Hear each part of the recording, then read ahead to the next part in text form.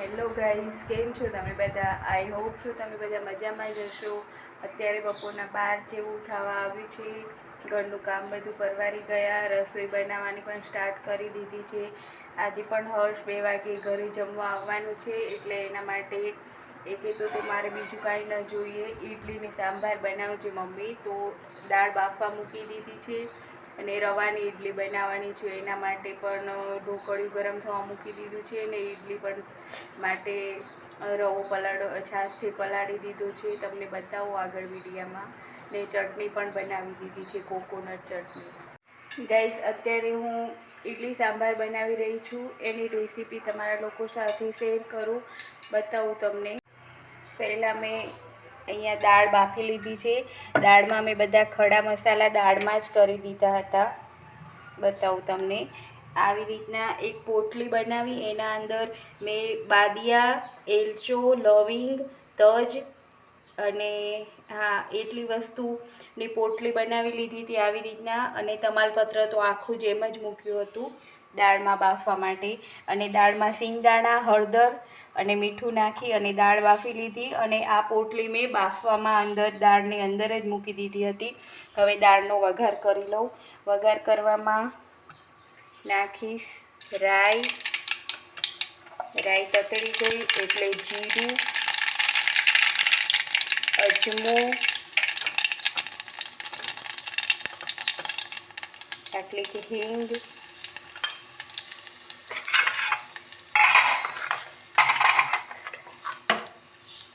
આ બધું કમ્પ્લીટ થઈ જાય એટલે મેથી દાણા મેં બાફવામાં જ નાખ્યા હતા.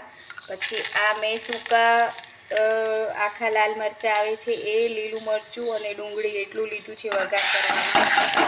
આવી રીતના વઘાર કરી દઈશું.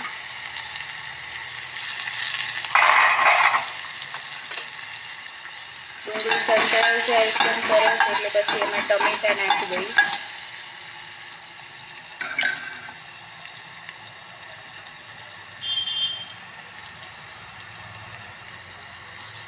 એકદમ ગોલ્ડન બ્રાઉન જેવી ડુંગળી થઈ જાય પછી એમાં ટમેટાં નાખીશ. બીજા કોઈ ખડા મસાલા પણ આનામાં નથી નાખતી, કેમ કે ઓલરેડી દાળમાં પોટલી બનાવી અને બાફવામાં નાખી દીધા હતા, એટલે બધી ફ્લેવર એની આવી ગઈ હશે અને એનાથી ટેસ્ટ આવશે અને ખાવામાં નહીં આવે. અમુક ટાઈમે ખડા મસાલા જો ખાવામાં આવે તો કડવા અને તુરા ને એવા લાગતા હોય છે, એટલે હું દર વખતે આવી રીતના જ બનાવું છું, જેથી ટેસ્ટ પણ આવે અને ખાવામાં આડા પણ ન આવે. ડુંગળી સંતળાઈ ગઈ છે એટલે હવે એનામાં ટમેટાં નાખી દઉં. એક નાનું ટમેટું હતું એ ચોપ કરીને નાખ્યું છે. આ જોઉં ટમેટું પણ થોડું સોફ્ટ થઈ જાય પછી આ બધો વઘાર મેં જે દાળ બાફી છે એનામાં નાખી દઈશ. ટમેટાને થોડુંક સોફ્ટ થવા દઉં. આમ તો મીઠો લીમડો ને સરગવો ને એવું બધું હોય તો સરસ લાગે, પણ મારા પાસે હમણાં એવું કંઈ અવેલેબલ છે નહીં, એટલે હું આવી રીતના બનાવું છું. જે પણ મારા ઘરે ઇન્ગ્રેડિયન્ટ છે એનાથી જ બનાવું છું ઇડલીને સાંભાર.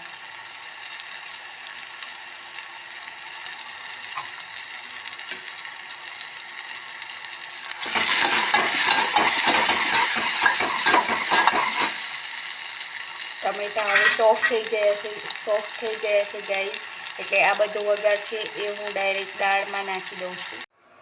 જો ગાઈસ, આ વઘાર કરી અને મેં નાખી દીધો છે દાળમાં. બધો વઘાર નાખી દીધો છે, દાળ ઉકળી જશે. હવે આનામાં હું મીઠું અને લાલ મરચું અને સાંભારનો મસાલો એટલું નાખી દઉં. આ જો ગાઈસ, હું આટલું મરચું નાખું છું. મરચું તીખું છે એટલે આટલું જ નાખું છું.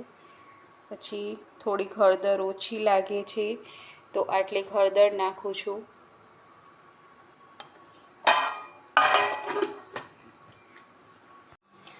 પછી આટલું મીઠું નાખું છું, કેમ કે દાળ બફાઈ ગયા પછી અંદર પાણી ઉમેર્યું હતું, એટલે દાળ ફીકી ન લાગે એટલા માટે મીઠું, મરચું ને બધા મસાલા કમ્પ્લીટ લાગે.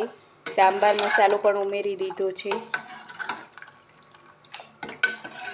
હવે આ ઉકળી જાય એટલે તમને બતાવું કેવી લાગે છે. હા ગાઈસ, તમે મીઠાશ તમારે ગળપણ માટે ખાંડ કે ગોળ જે નાખવું હોય નાખી શકો છો. હું આટલો ગોળ નાખું છું. થોડુંક હજી નાખું. આટલો બીજો નાખું છું. હું ગોળ નાખું છું અને તમારે ખાંડ નાખવી હોય તો પણ નાખી શકાય.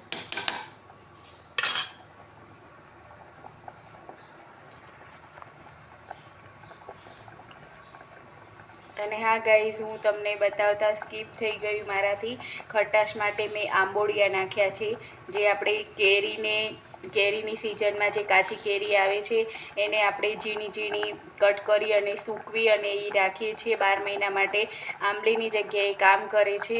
આપણે આંબલીની જગ્યાએ એ આંબોળિયા આખા આવે એ નાખી શકીએ છીએ. એનાથી પણ ખટાશ આંબલી જેવી જ આવે છે અને સાંભાર પણ બહુ મસ્ત લાગે છે ખાવામાં પણ. તો આવી રીતના હું સાંભાર બનાવું છું. ઉકળી જાય એટલે કમ્પ્લીટ થઈ જાય એટલે એનું ટેક્સચર કેવું છે એ બતાવું તમને. અને હા ગાઈઝ, આ બાજુ હવે ઢોકળિયામાં પાણી ગરમ થવા મૂકી દીધું છે ઇડલી માટે. અને બતાવું તમને, આ ઇડલીના મોલ્ડ જે છે, ઇડલીની મેં ગ્રીસ કરીને રાખી છે. અને અહીંયા એક ઇડલીનો રવાને છે ને મેં છાશમાં પલાળી દઈ, એનામાં મીઠું, થોડુંક સોડા અને વઘાર એક કર્યું છે, જેમાં લીલા મરચાં સાવ ઝીણા કટ કરીને, રાઈ અને જીરું અને થોડીક હિંગ એવી રીતના મેં નાખ્યું છે. હવે મિક્સ કરી દઉં.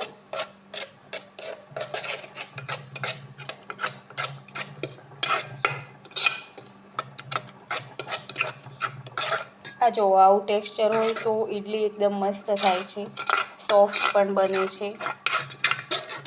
ઇડલી કેવી ઉતરે છે બતાવું તમને. અને આવી રીતના વઘારવાળી ઇડલી હોય ને તો એમનેમ પણ સરસ લાગે છે.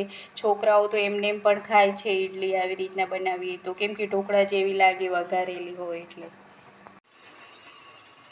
આ જો ગાઈસ, આ ઇડલી આવી રીતના ભરી દીધી છે મોલ્ડમાં. ઇડલીના મોલ્ડમાં 2 પ્લેટ બનાવી છે. બંને પ્લેટ નીચે પ્લેટ છે ને, આ બીજી પણ પ્લેટ છે. આવી રીતના બનાવી છે. ગાઈઝ, ઇડલીના ખીરામાં મેં રવાની અંદર છાશ, મીઠું અને રાઈ જીરું અને હિંગનો વઘાર કર્યો હતો. લીલા મરચાં નાખી અને એ વઘાર અંદર એડ કરી સોડા નાખ્યા હતા. અને એવી રીતના મેં ઇડલી બનાવી છે. બહુ ટેસ્ટી લાગે છે. અને આ જો આપણું સાંભાર પણ બનીને એકદમ મસ્ત તૈયાર થઈ ગયો છે.